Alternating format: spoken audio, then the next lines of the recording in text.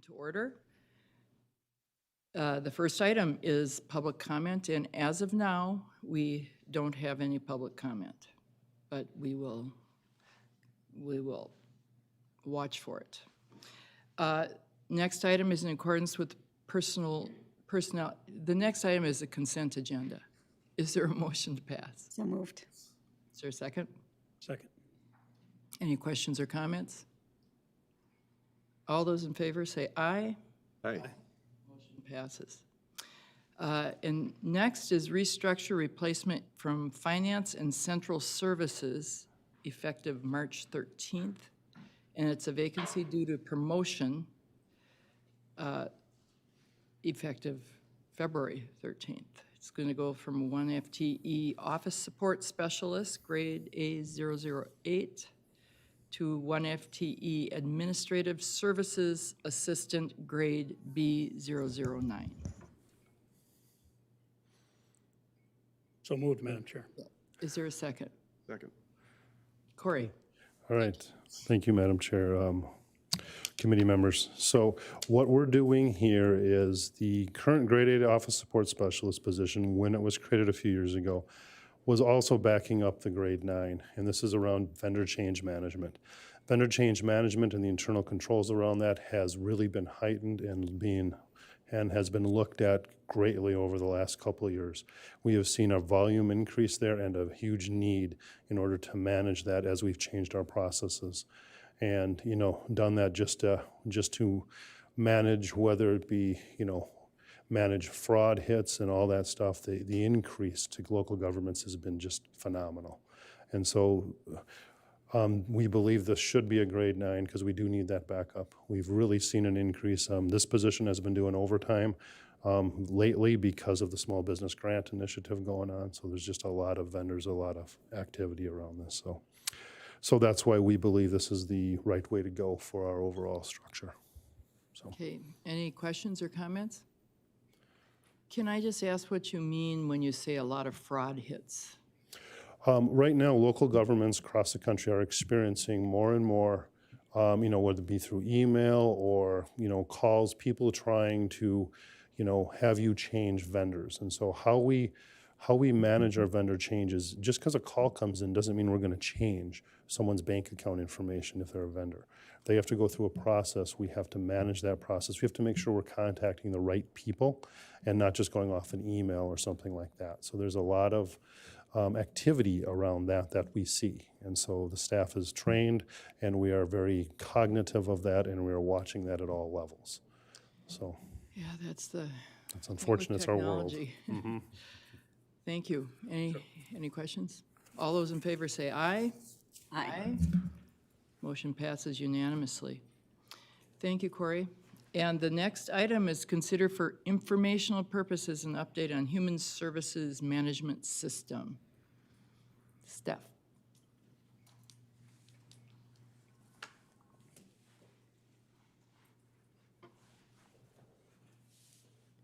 Madam Chair, members of the committee, good morning. Good morning. I'm Steph Baido-Zimmer. I'm the Director of Employee Relations. And this morning I'm here with an informational update for you about the Human Resources Management System. So to begin, I'd like to just level set. I have a handful of slides that I'll cover this update for you this morning, and then we'll be glad to field any questions you may have. But to level set, I'd like to just talk about the employee life cycle. So the employee life cycle is really how we think about employees. It starts with organizational planning, figuring out our business needs, how we serve citizens, how we align positions to accomplish that work. Next step in the cycle is talent acquisition, so how we recruit those employees into Anoka County. After they've been recruited, accepted the offer, and they start, it's how we onboard them. That includes things like their orientation, how they enroll in their benefits, et cetera. Once they are here on board, there's a number of things that are managed on employees' behalf, either by themselves or supervisors or the county. This includes things like timesheets and time trackings, leave requests should they need one, how they are paid in their payroll, and expenses. Talent management also comes into play because, of course, we set annual goals and we have professional development for employees so that they can progress in their careers and better themselves. And how we manage their performance through annual performance reviews is also part of the life cycle. At the end of this life cycle, there's a transition, be that someone who separates from employment or should they retire. We hope that employees are certainly with us a long time and stay at Anoka County and retire, and how we offboard them from the organization. So this really encompasses a life cycle. If you think about it almost like a wheel where they come into it, there are touch points along the way that we all help them with, and then eventually they do transition out of the organization. So just to talk a little bit about employee relations, which has primary responsibility for many of the touch points of that employee life cycle. Employee relations is comprised of professionals who serve as strategic business partners. This has been a significant shift during the last 18 months because previously, much like human resources in many organizations, it was much more transactional in the past. It was, we need to make a hire, do a posting for us. We need to address this need, execute something for us. It was very much downstream. We have moved upstream and now are in the planning stages as we should be. Human resources professionals are really strategic business partners that really can help carve out pathways to do things correctly, both by legal standards and also by process to do right by the county itself, employees and managers. We support every county department and division. Our key audiences include looking out for the interests of Anoka County itself, the managers who manage these employees, and then of course the public, as many become candidates for our positions and apply for those roles. We provide strategic counsel through the entire employee life cycle, as I mentioned, and some of those touch points I've just covered are noted there. And we also manage the data for nearly 2,000 active employees and 1,000 retirees. We also retain and manage former employees' data.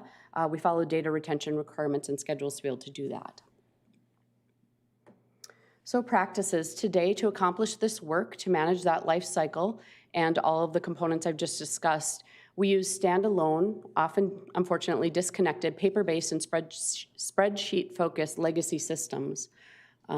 There is an opportunity to transition to the county's first single electronic system to manage and secure all employee lifecycle data within one system. So the future really then becomes this Human Resources Management System, HRMS. Despite the name, as it is known industry-wide, HRMS, with human resources in its name, if you will, it really is a county-wide system that would be used by every single employee, manager, retiree, et cetera.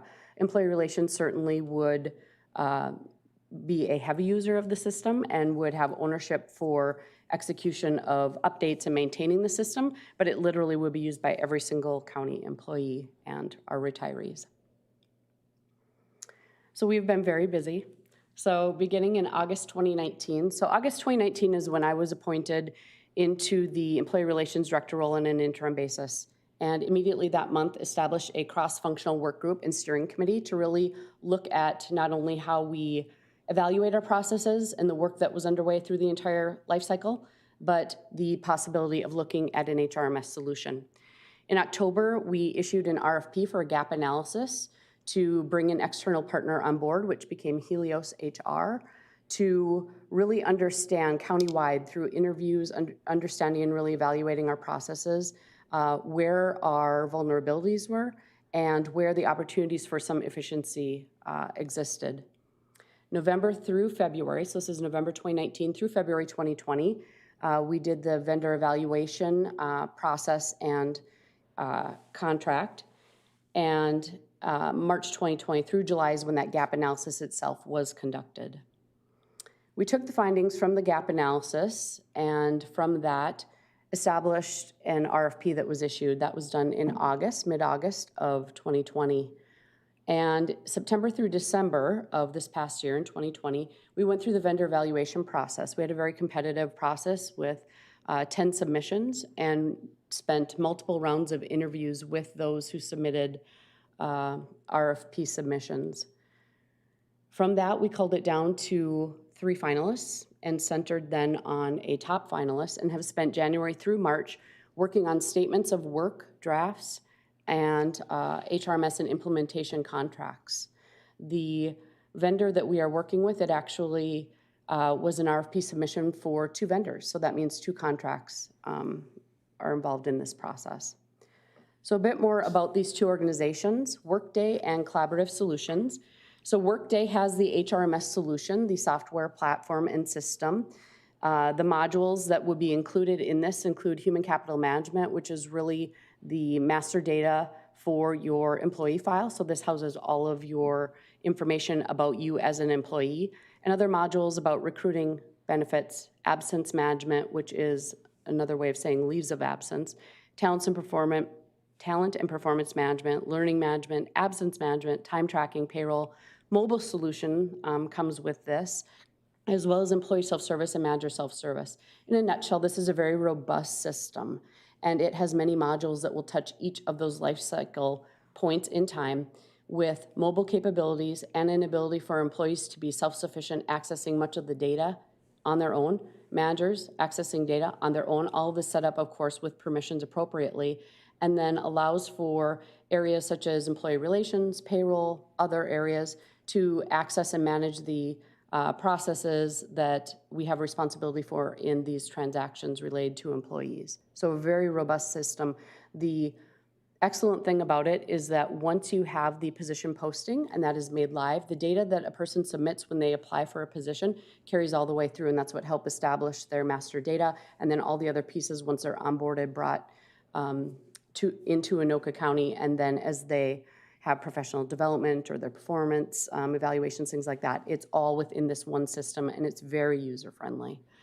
We had several meetings to not only see the vendor presenting the capabilities to us, but at one point in the process actually added a couple of weeks to the process itself to be able to have this system in a sandbox, if you will, so that we ourselves could go in and literally hands-on try what this would look like, and across many of our functions, not just employee relations doing that. And we're all very impressed with what it can do and how user-friendly it really is. The implementation provider is Collaborative Solutions. So Collaborative Solutions would be our partner in helping us with process changes, managing change within the organization to be able to set up for moving data into the Workday system and deploying it across the county. This includes training, strategy, planning, architecting, our processes, how they fit in, things that we need to adjust, how we configure and prototype to align to this system to deploy it in the best way possible for our organization, testing of that, and of course post-production support, so how we maintain this over time and as there are evolutions to be implemented. Both organizations have extensive private and public sector experience. That was really important to us. It's one thing to have a solution like this for private sector and an implementation provider and partner to help us implement it that has private sector experience. Even more important is public sector experience, just because of the many nuances that we have in public sector that differ from private sector. And so both of these vendors have that and bring that to the table. We've been very impressed with their experience in this realm. Just before I move on to next steps, one of the things I really want to be able to call out is just what a collaborative process this has been. There have been hundreds and hundreds of hours invested, not just by employee relations, but really by our partners in IT, first and foremost. Susan Vreeland, who is here today, has been my partner in this every step of the way. I'm really evaluating it from an IT solution standpoint to make sure that it's a good fit for the county and that it will work effectively, especially where we have some interfaces that need to be made. But through the negotiation process and whatnot, she and I have been on point really in partnership driving this, and I'm just grateful for her partnership and for her excellent work. In addition, we have been working very closely with our partners in payroll, because employee relations and payroll work in tandem to be able to execute pay for our 2,000 employees. And so we have been working very closely as well and have appreciated the partnership there. Purchasing has helped us through the RFP processes and managing the vendor meetings and whatnot. We've been working with the attorney's office on the contract drafts. As we've worked through the statement of work, they have been working between the legal teams here and with these vendors on the contract drafts.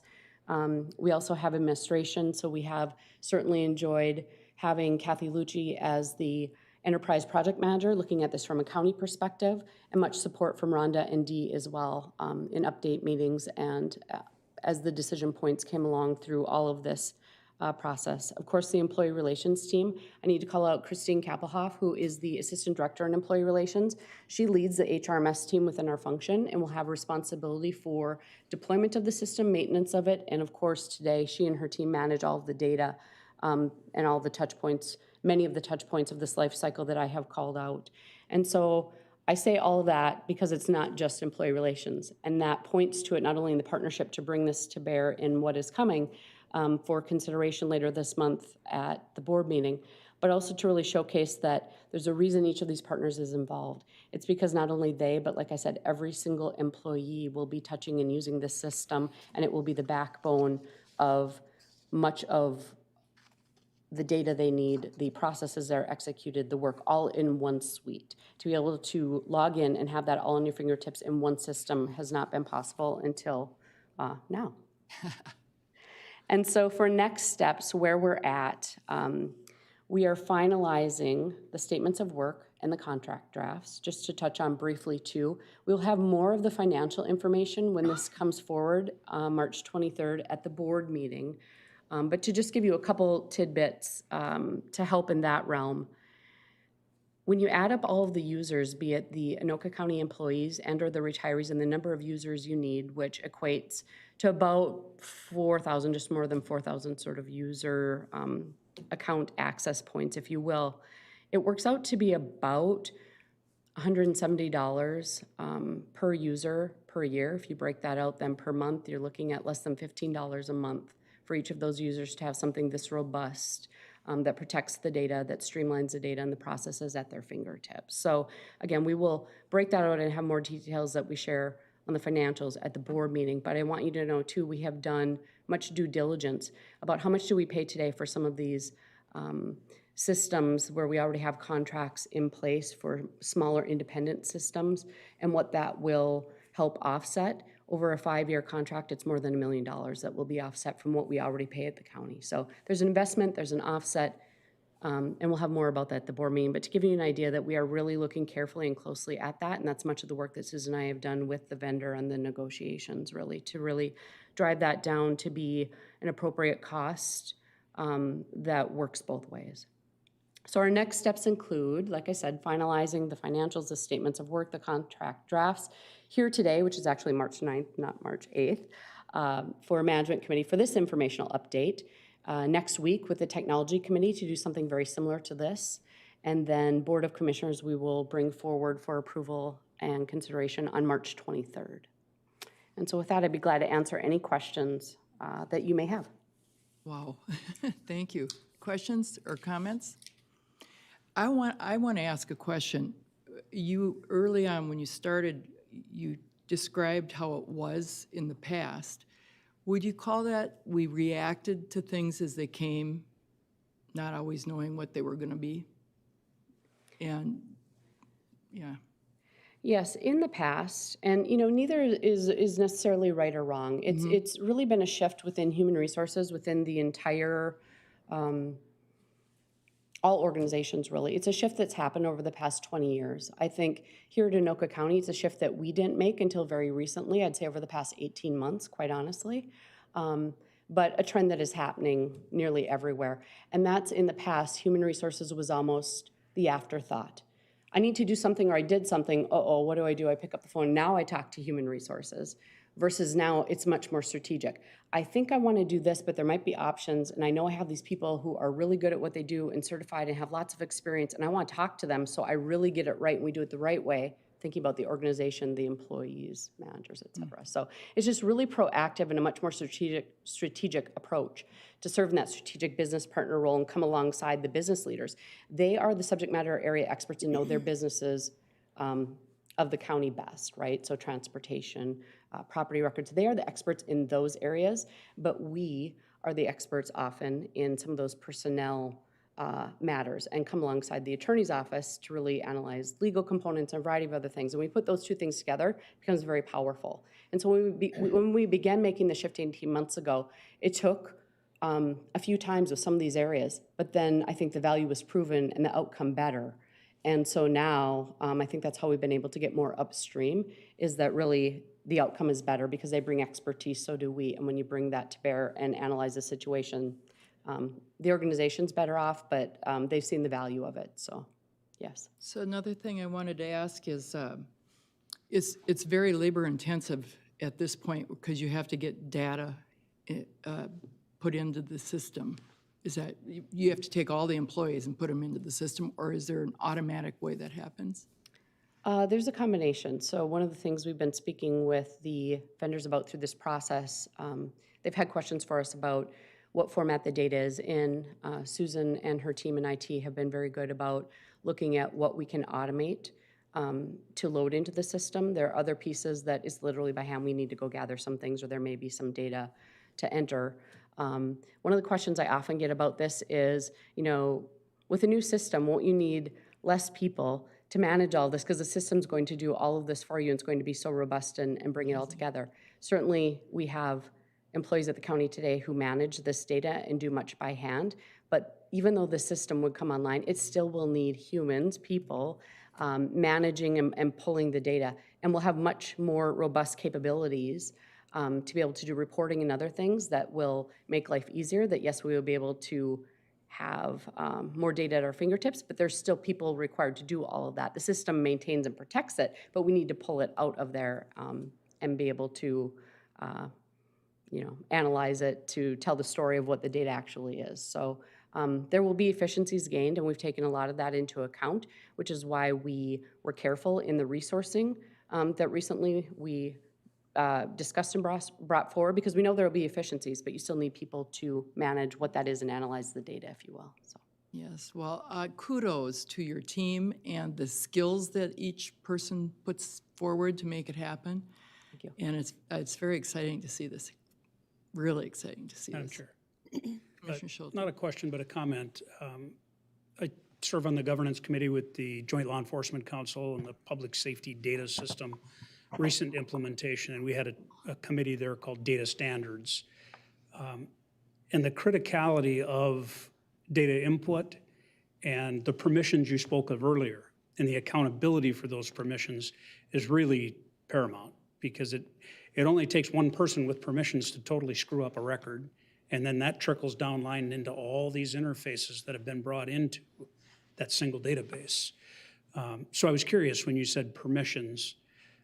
That's challenging to figure out who has permission, because it's user-friendly, right? It's got a nice graphic user interface so people can get into it easily. They can hopefully not manipulate it too much. Hopefully there's just a few specific people that have that permission. But the fact that they can access it and use it is what we're really shooting for.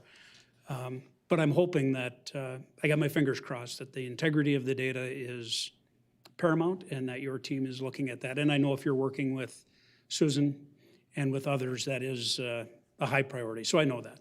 So it was really a comment, not a question, but thank you for your hard work. Yeah. Look forward to the system.